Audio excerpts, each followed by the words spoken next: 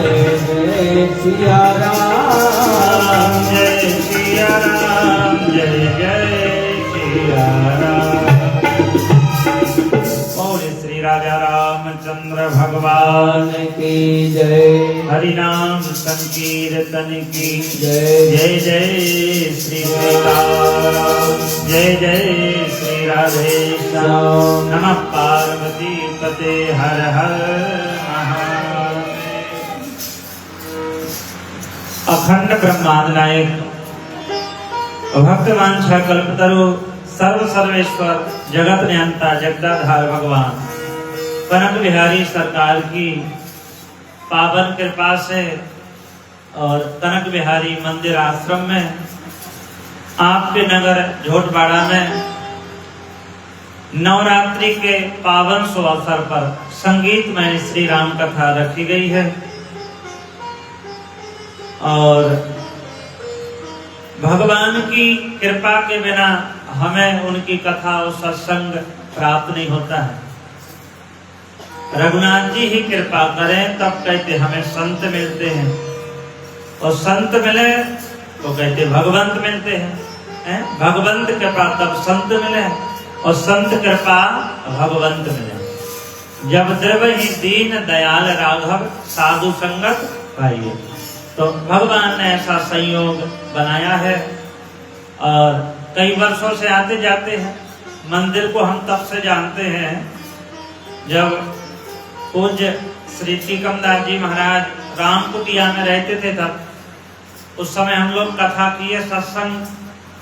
तब ये शिवालय बना था, नीचे बहुत गहरे खड्डे थे, सामने रहते महाराज। तो काफी समय से आते जाते और आसपास में कई बार कथा सुना। जैसे हनुमान जी का मंदिर है, इधर मंगल सिंह पार्क के पास में भी कथा हुआ तो होती रहती।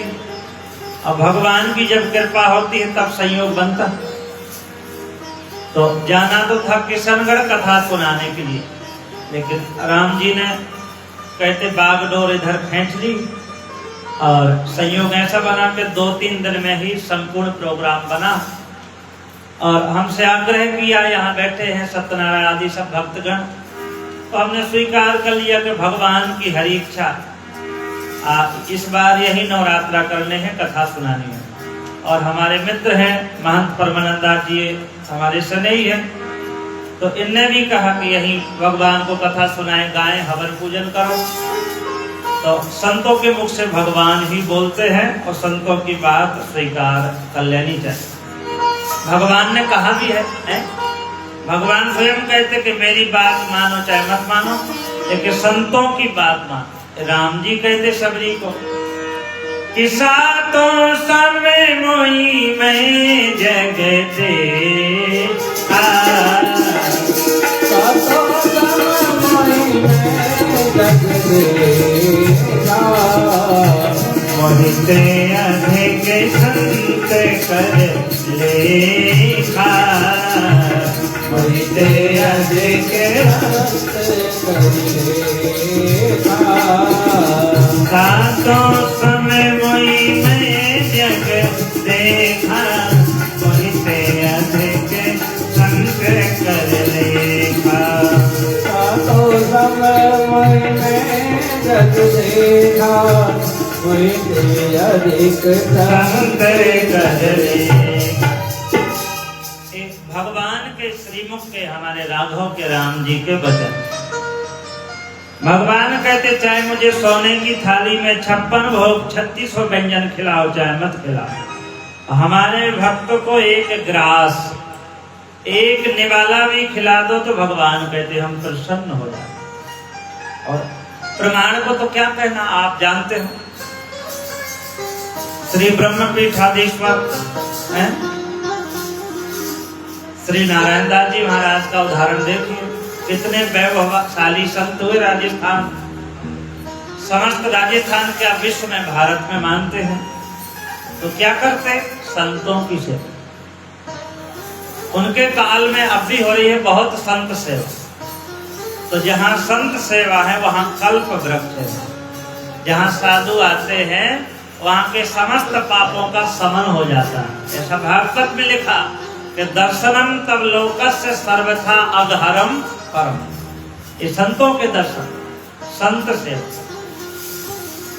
बड़े बड़े स्थान है जहाँ लोग भिक्षा करते थे, साधु सेवा करते करते आज ऐसी व्यवस्था है वहां कुछ धरने की कमी है, इतना धन, इतना वैभव कहते बढ़ गया है।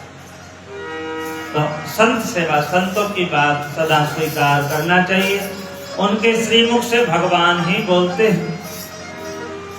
तो कहा गया, हमने स्वीकार किया और बड़ा आनंद भी आ रहा है, भगवान की दिव्य यात्रा निकली। तो हम लोग रामचरितमानस में प्रवेश करेंगे। श्री गोस्वामी तुलसीदास जी महाराज ने हम कलयुग के प्राणियों के ऊपर एक बड़ी कृपा की है। श्री रामचरितमानस एक ग्रंथ लिखा है। अच्छा, दुनिया में अनेक ग्रंथ हैं, अनेक प्रकार के 18 पुराण हैं, 18 उपपुराण, 4 वेद, 4 उपवेद, 6 सात, 6 उपसार, महाभारत, उपनिषद, बहुत ग्रंथ हैं।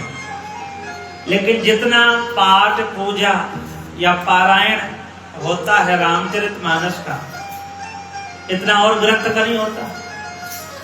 ये ऐसा ग्रंथ है, कम पढ़े लिखे व्यक्ति हो तो भी अवधी भाषा में है, सब लोग पाठ कर सकते, पाठ सुन सकते हो।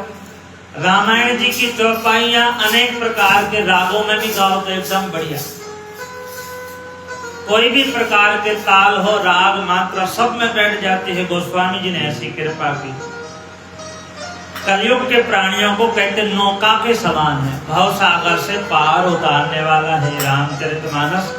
रूपी नौका में बैठ जाएं तो हम भव सागर से पार हो सकते हैं। ये नौका है, दृढ़ नौका भी बताई, मानस में लिखा भी है। ये रामचरितमानस क्या है कि भव सागर चह, भव सागर चह पार